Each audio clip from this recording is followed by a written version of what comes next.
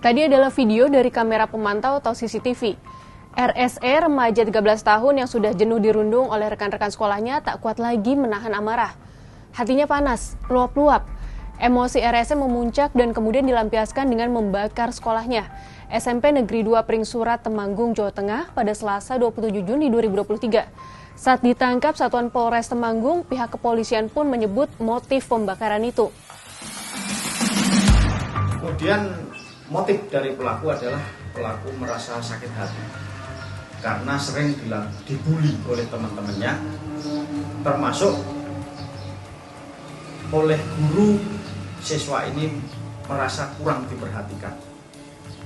Langkah-langkah yang dilakukan adalah dia mempersiapkan diri dengan ini rekan-rekan, sebuah botol bekas minuman bervitamin, kemudian digabungkan dengan bahan bakar minyak serta ada satu bahan yaitu isi korek gas, digabungkan jadi satu, kemudian diramu, kemudian dicoba.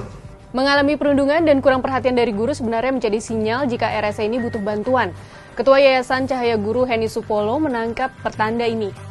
Ini murid yang merasa sendiri dan tidak memiliki sekolah karena sekolah menolaknya. Jadi sekolah yang diwakili oleh guru itu menolaknya. Dan mengapa saya merasa begitu? Karena bahkan ketika ia mencoba untuk mencari cara untuk menarik perhatian guru dengan disebut sebagai berpura-pura kesurupan, itu tidak ditanggapi secara serius sebagai cara mencari pertolongan. Dia tuh crying for help, merasa bahwa kekerasan yang dialaminya itu tidak mendapatkan perhatian sama sekali, apapun bentuk kekerasannya.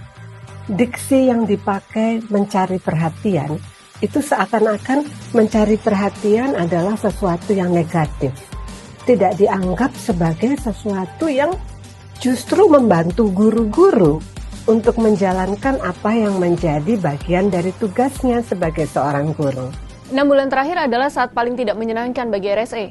Selama itu ia mengaku kerap diejek. Dia juga dikeroyok rekan-rekannya di sekolah tanpa tahu penyebab pastinya. Dia sebenarnya tidak diam. RSE sempat melaporkan perundungan itu kepada guru di kelasnya. Namun semua tiada berarti. Laporannya tak ditanggapi. Akibatnya perundungan terus terjadi.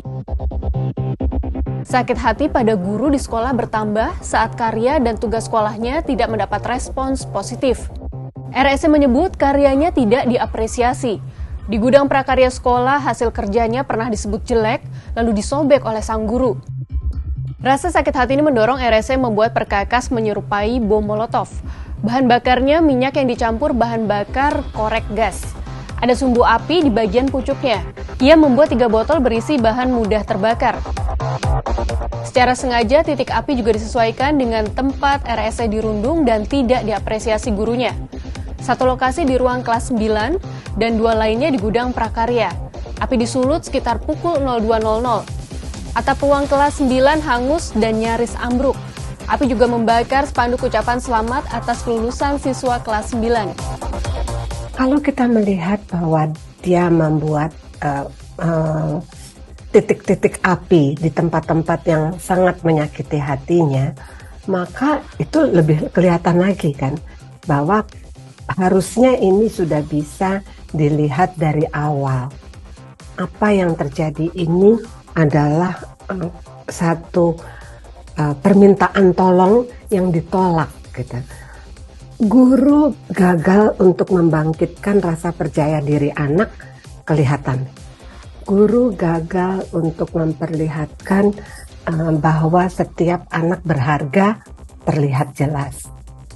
Sekolah gagal untuk menjadi tempat yang selama ini selalu disebutkan ramah anak, jelas kelihatan. Pertanyaannya sekarang, apakah RSE bersalah, melakukan tindakan kriminal, dan melanggar hukum, serta mesti berhadapan dengan hukum pengadilan anak? Kapolres Temanggung AKBP Agus Purwadi mengatakan RSE rawan dijerat pasal 187 ayat 1 huruf E KUHP karena sengaja melakukan pembakaran yang membahayakan khalayak umum.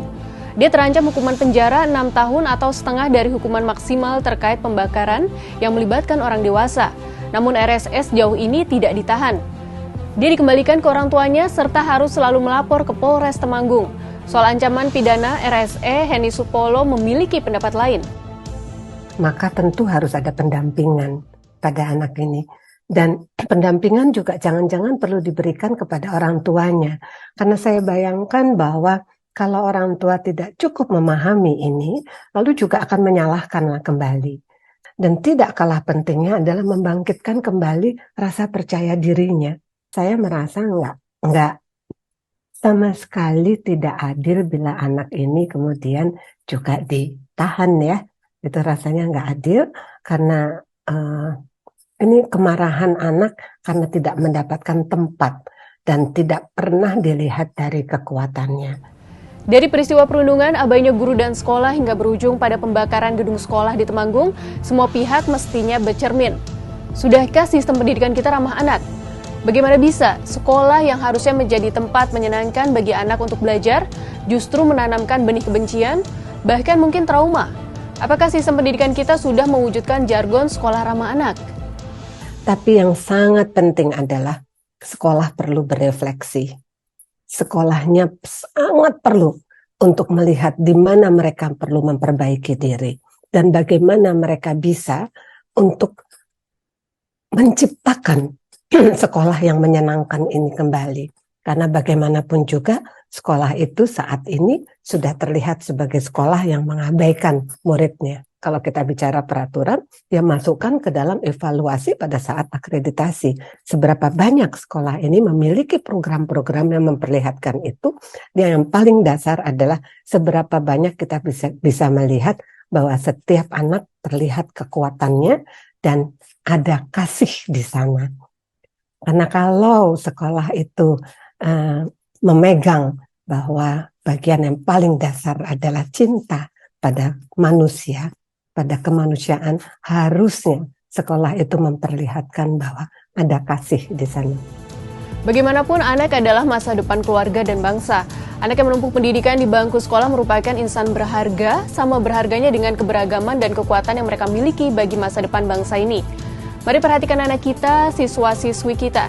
Perhatian, perlindungan, dan apresiasi mesti mereka rasakan termasuk di sekolah, sehingga mereka bisa tumbuh menjadi insan yang welas asih.